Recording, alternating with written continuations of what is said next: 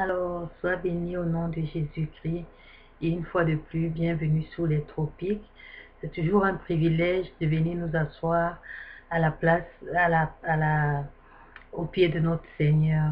Et comme nous en avons pris la merveilleuse habitude, nous allons nous recommander entre ses mains. Seigneur, nous te louons, nous te rendons gloire pour le privilège d'être assis à tes pieds en ce moment. Nous voulons te recommander notre méditation.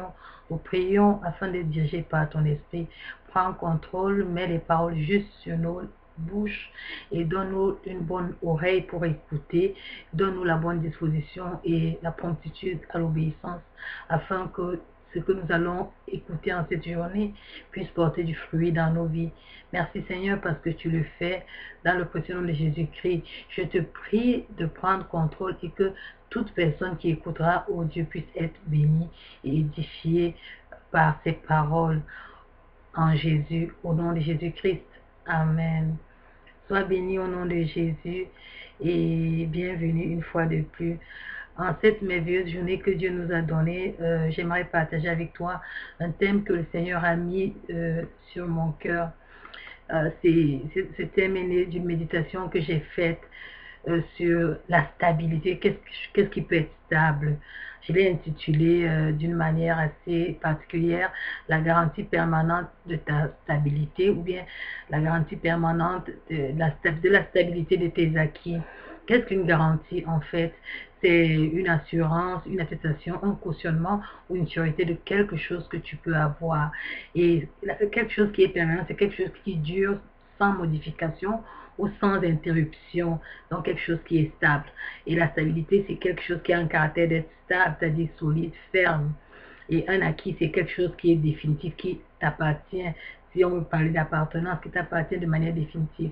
On peut donc redire, je peux redire mon thème de méditation en disant l'assurance permanente de quelque chose que tu as qui est ferme et qui demeure.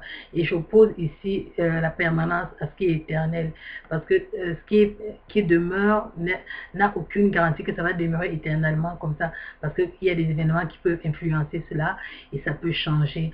Donc, or, ce qui est éternel, c'est quelque chose qui est perpétuel, qui est infini, qui est constant, qui est impérissable, qui est inamovible et qui est intemporel. Bien. Alors, le texte de base que j'aimerais prendre, c'est celui de, je l'ai tiré de 1 Samuel au chapitre 17, verset 45. Il est écrit, David dit aux Philistins, tu marches contre moi avec l'épée, la lance et le javelot. Moi, je marche contre toi au nom de l'Éternel des armées d'Israël que tu as insulté. Alors, si nous voulons revoir le contexte de cette histoire, nous voyons que David, le peuple d'Israël, est en crise et en guerre avec les Philistins.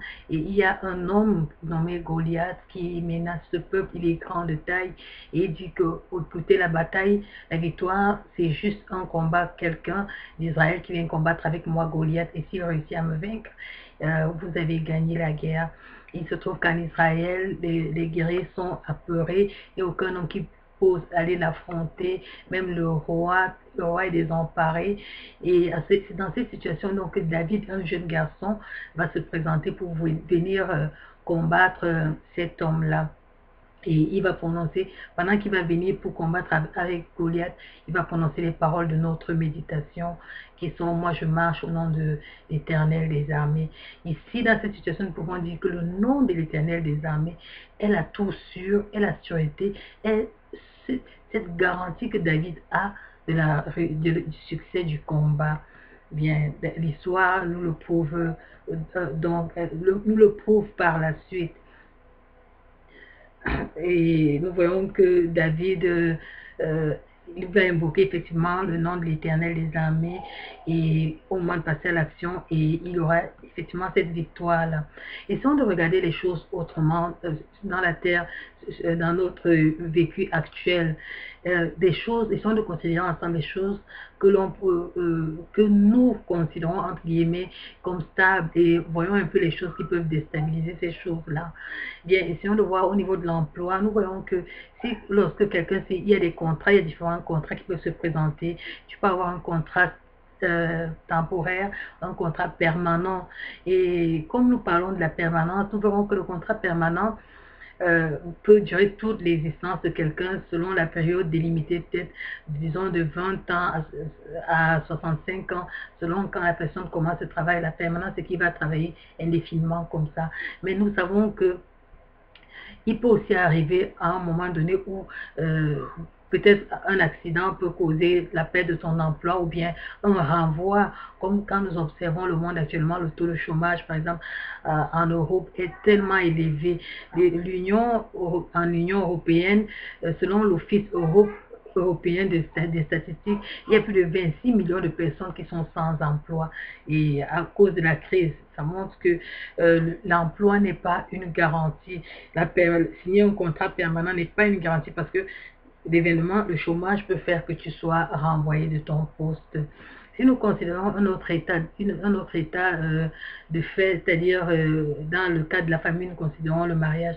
Nous verrons que le mariage est considéré comme une chose. Lorsque deux personnes se lient dans une union de mariage, selon la définition de la Bible, c'est une union qui dure toute la vie, donc c'est une union permanente. Mais si nous considérons les faits actuels, nous verrons que le taux de divorce est élevé. Donc, il y a l'adultère peut conduire à un divorce, l'incompatibilité de caractère, les infidélités régulières de l'un des conjoints, la stérilité ou bien plusieurs autres raisons peuvent pousser des individus à divorcer. Si nous considérons par exemple le cas de la France, nous verrons que le nombre de divorces depuis le 1er janvier est élevé à 36 130 selon le site d'Anestocop. Et au Canada, par exemple, les statistiques de 2008 montrent que le taux de divorce est fixé entre 35% et 42%.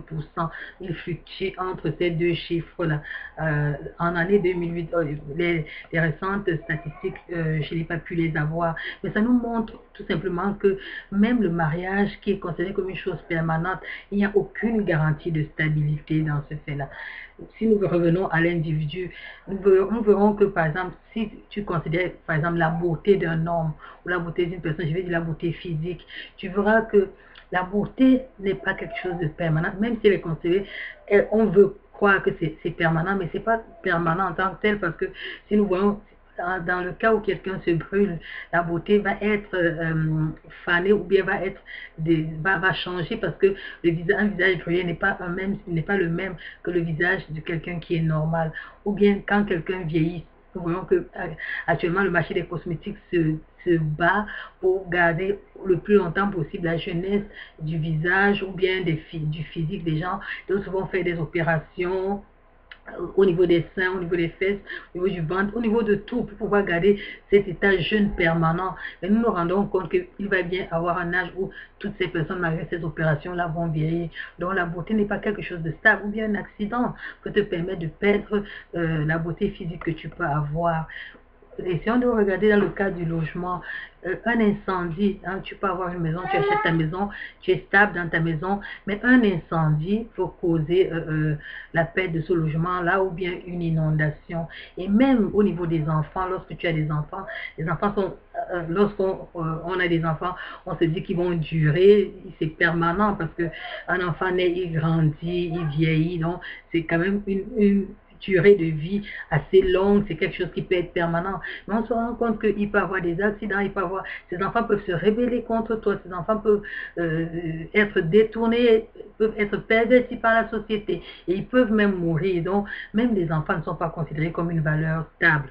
Si nous voulons regarder au niveau de la famille, nous verrons que les familles sont conçues, père, mère, enfant, sont conçues pour rester dans une cellule, grandir ainsi, en être unis. Dans la conception de la famille chrétienne, c'est un lien qui est permanent, qui ne se coupe pas. Mais nous verrons par exemple qu'il y a des moments, des événements peuvent pousser les gens à se séparer, comme si nous voyons dans le livre de Genèse, chapitre 37, versets 23 à 28, où Joseph, la jalousie des frères de Joseph va les pousser à vendre leur frère. Donc, dans la famille, ce n'est pas quelque chose de permanent. La famille aussi peut être désengrégée, peut être divisée.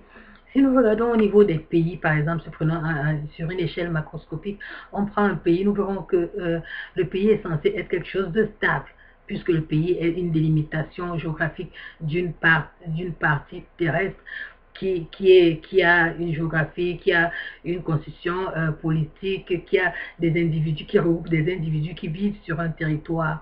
Mais le pays aussi, à l'heure actuelle, si nous considérons les pays, nous verrons que le pays n'est pas quelque chose de stable.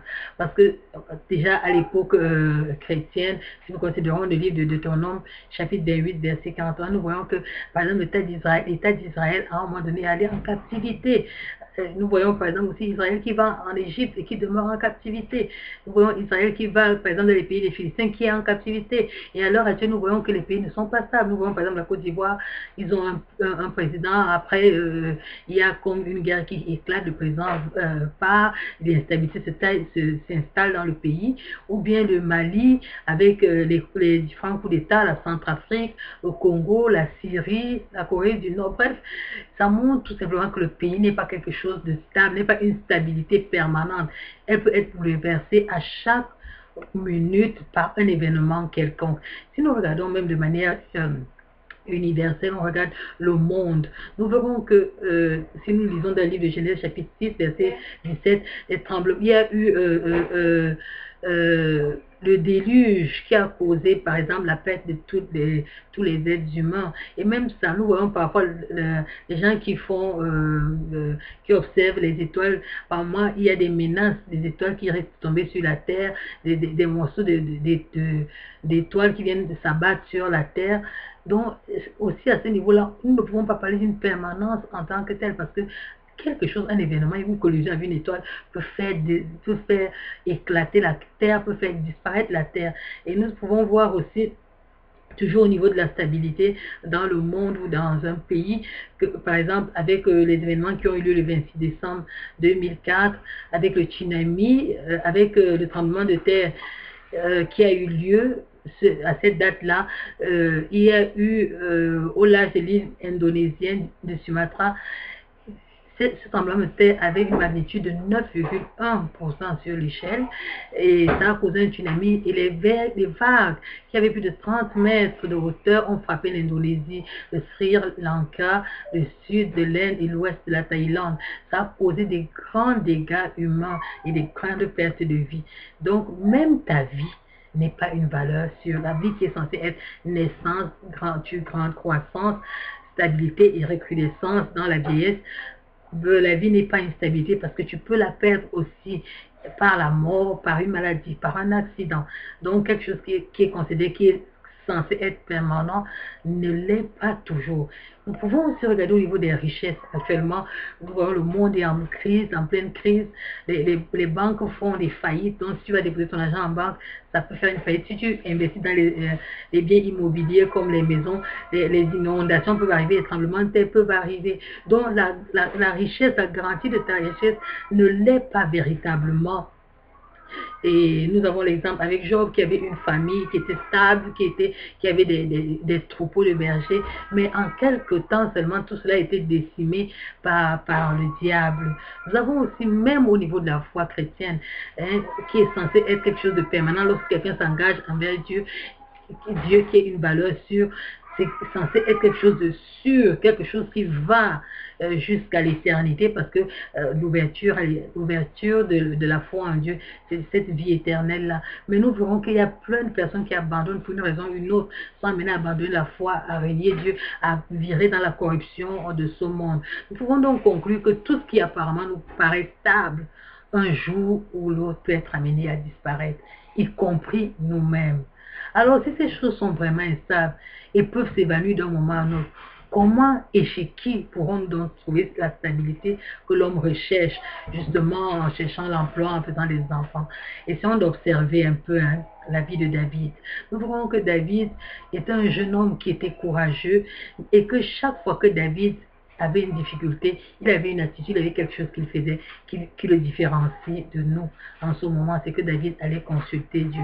Dans 1 Samuel chapitre 19 verset 11, lorsque sa ville était pourchassée par par Saül, pardon, David a crié à l'Éternel et Dieu l'a sauvé. Nous voyons que David, lorsqu'il avait péché, en allant tuer Uri et en prenant sa femme, Dieu a pardonné son péché et Dieu l'a restauré. Nous voyons David aussi qui a combattu avec des lions et qui a eu la victoire. Nous pouvons donc conclure que la stabilité de David, la permanence et l'assurance de David lui venaient de Dieu. Maintenant, où donc nous actuellement pouvons-nous trouver cette stabilité-là et comment, qu'est-ce qui peut garantir notre stabilité dans notre vie?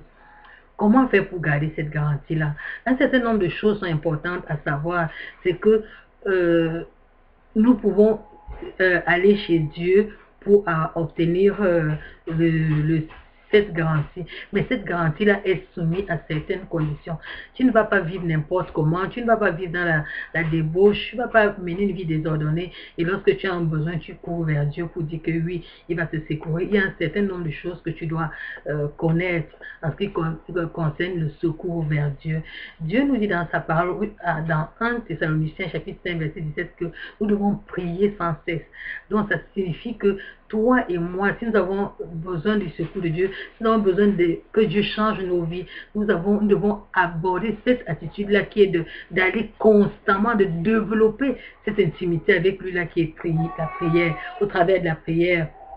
Dieu recherche autre chose. Il recherche l'obéissance à sa parole. Dans 1 Samuel chapitre 15 verset 22, il nous dit que l'obéissance vaut mieux que les sacrifices.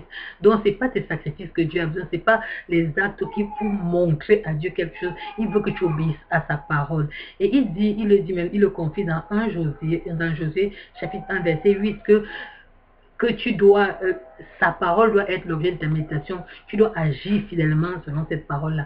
Et c'est si tu agis fidèlement selon cette parole que tu auras la réussite dans tout ce que tu veux. Et si c'est que tu recherches la prospérité, il dit que dans 3 Jean 1, 2, il dit que la prospérité viendra en fonction de l'état de ton âme, la prospérité de l'état de ton âme. La prospérité de l'état de ton âme est une prospérité purement spirituelle. Et il te dit encore dans le Psaume 37, verset 4, que tu dois faire de lui tes délices. Lorsque tu fais de lui tes délices, il te donnera ce que ton cœur désire. Parce qu'en fait, il a des projets de bonheur pour toi et non de malheur. Ce qu'il confirme dans Jérémie 29, verset 11. Dieu est donc le seul garant stable et fidèle qui assure notre stabilité et assure nos acquis, qui nous protège. Et c'est la seule chose que nous devons donc désirer pour avoir la garantie et la permanence dont nos cœurs sont en quête. Alors, si Dieu est notre garant, est-ce que cela veut dire que le malheur ne nous atteindra jamais? La parole de Dieu nous dit de faire attention parce que le malheur atteint souvent le juste. Mais ce qui est merveilleux, c'est que la Bible nous dit aussi que Dieu l'en délivre toujours. Lorsque nous voyons un peu Daniel dans la fosse au lion, nous verrons que Daniel, parce qu'il était consacré à Dieu, parce qu'il a mis en application les différents passages que nous avons cités tout à l'heure, il a eu la grâce d'être délivré par Dieu. La Bible nous dit dans Exode 15 verset 26 que l'Éternel est celui-là qui nous guérit, il est celui-là qui nous protège. Dans le Psaume 20 verset 1, il est celui-là qui nous fait sortir de la servitude du péché. Dans Deutéronome 13 verset 18, il est celui-là qui tient le monde dans sa main. Il dit que 1000 tombent à gauche, 10 000 tombent à droite, mais toi tu demeures debout parce qu'il veille sur toi. Il dit qu'il est celui-là qui donne des villes pour toi, parce qu'il t'aime bien, pour l'amour qu'il a pour toi. Il est celui-là qui peut restaurer ton âme, il est celui-là qui peut guérir ton âme, il est celui-là qui agit quand tu es angoissé, et il est celui-là qui peut agir quand tu en as besoin. En fait, en méditant toutes ces choses, je suis arrivé à un point, c'est que ma garantie, c'est Dieu. Ma garantie, ce n'est pas mon argent. Ma garantie, ce n'est pas mon investissement. Ma garantie, ce n'est pas ma position dans un poste élevé. Ma garantie, ce n'est pas ma santé. Ma garantie, ce n'est pas ma pensée. Ma garantie, ce n'est rien de physique. Ma garantie n'a rien à voir avec ce qui est physique. Ma garantie n'a rien à voir avec ce qui est matériel. Ma garantie n'a rien à voir avec le mariage. Parce que le mariage peut tomber. Parce que mon ami peut m'abandonner. Ton mari peut t'abandonner. Ta femme peut t'abandonner. Parce que tes enfants peuvent te rejeter. Parce que tes amis peuvent te rejeter, parce que tes biens un jour peuvent périr, parce que ta santé peut un jour se dégrader, parce que, regarde, toutes ces choses-là, un jour, peuvent dépérir. Mais si tu comprends dès aujourd'hui, dès à présent, qu'il faut mettre ta confiance en Dieu. Parce que ce Dieu-là ne te décevra jamais. Ce Dieu-là est d'ailleurs le souffle qui t'assure la réussite, le souffle qui t'assure d'aller de l'avant. Alors là, tu auras la garantie de la permanence, de la stabilité de tes acquis, quels que soient ces acquis-là. Est-ce l'école? Est-ce l'argent? Est-ce les enfants? J'aime l'attitude de Job, parce que Job, lorsqu'il avait ses enfants, chaque jour, lorsqu'il se présentait devant Dieu, il priait, dit Seigneur, je te prie pour mes enfants, peut-être qu'ils ont mal agi, préserve-les, pardonne leurs péchés, pardonne leurs fautes. Il avait compris que son assurance, sa garantie, c'était Dieu. Rien. Regardons Job même, lorsque Job a commencé à avoir les problèmes, son épouse lui a dit, maudit Dieu et meurt. Mais Job avait compris, dit, ma femme, tu parles en femme insensée, parce que c'est Dieu qui donne et c'est Dieu qui reprend, et son nom doit toujours être glorifié. Que tu te confies à Dieu, que tu ne te confies pas à Dieu, Dieu demeure Dieu. En fait, tu gagnerais à te confier à Dieu, parce que si tu ne te confies pas à Dieu, tout ce que tu crois comme acquis, tu n'auras personne qui sera ton garant. Je me rappelle, on me dit souvent, les gens qui vont prendre des crédits dans les banques, on leur demande une garantie, on leur demande soit des personnes qui peuvent se porter garant, soit un matériel, meuble qui peut se porter comme garant de la somme d'argent qu'ils vont emprunter. Comme ça, au cas où ils font faillite, ces choses peuvent être saisies. Mais si tu n'as pas cette possibilité-là, qui sera ton garant? Nous venons de comprendre au travers de cette méditation que ton seul garant, c'est Dieu. Et si tu l'as compris, dans ton foyer, avec tes enfants, dans ton travail, dans ta marche chrétienne, dans ta marche dans le monde, dans tous les lieux où tu pars, selon les biens que tu veux acquérir ou que tu as, selon tous tes projets, invoque l'Éternel. N'invoque pas seulement l'Éternel en situation de crise, invoque l'Éternel même quand tu es dans le bien, même quand tout semble aller bien, parce qu'il est le seul garant, la seule permanence, la seule assurance, la seule chose qui assure la stabilité dans ta situation. Alors, sois béni au nom de Jésus-Christ. C'est les quelques paroles que je voulais juste partager avec toi. J'ai médité, je me suis rendu compte, je suis arrivé à cette conclusion-là que la seule chose garante, la seule chose, c'est bizarre, qui est stable dans ma vie, que je peux avoir et qui peut être stable, qui ne peut pas changer, c'est Dieu. Et si j'ai Dieu, ça veut dire que j'ai tout. C'est bizarre, Dieu n'est pas peut-être quelque chose que je peux toucher physiquement. Il est esprit, mais il est cet esprit-là qui me donne la stabilité dans tout ce que je peux vouloir avoir, entreprendre, ou bien que j'ai, ou que je pense avoir. Il est mon garant. Il est le garant de mon existence, le garant de ma prospérité, le garant de mon arrière, le garant de mes enfants, le garant de ma stabilité, le garant d'un mariage, le garant de toute chose que tu veux concevoir et qui puisse être. Et mon appel, si je peux parler d'appel en ce moment pour toi, mon désir, si je peux parler de désir en ce moment pour toi, c'est tourne-toi vers Dieu.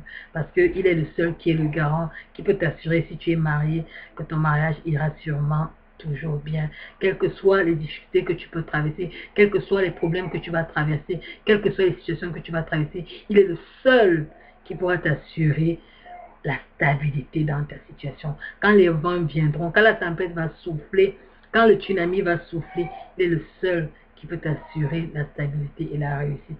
Il est le seul qui peut te protéger. La preuve, c'est que dans le tsunami, tout le monde n'est pas mort. Il y a des gens qui ont survécu. Et si toi-même, donc, tu peux t'appuyer sur ce rocher-là qui ne te laissera pas, assurément, tu auras la victoire. Sois béni au nom de Jésus-Christ, nous prions. Éternel Dieu des amis, nous voulons te louer, te rendre gloire pour le privilège de savoir que tu es notre rocher, tu es celui-là qui nous assure, oh Dieu, la réussite, tu es notre garant. Nous prions maintenant, oh Dieu Tout-Puissant, afin que tu puisses nous donner d'intégrer cela et de nous tourner vers toi dans les situations stables ou instables, dans quels que soient les problèmes que nous pouvons avoir, que nous te fassions confiance, sachant que toi seul est notre assurance, toi seul est notre garant. Merci parce que tu nous fais, oh Dieu, comprendre cela en cette journée et que tu nous donnes cela, oh Dieu, comme acquis stable dans nos vies, afin qu'au Père éternel, nous ne chancelons point en temps de difficulté. Que toute la gloire te revienne. Oh Dieu, bénis tous ceux-là qui vont m'écouter et donne-leur de s'appuyer sur toi au nom de Jésus-Christ. Amen. Sois béni et sache que ton garant, c'est Dieu. Sois béni au nom de Jésus-Christ.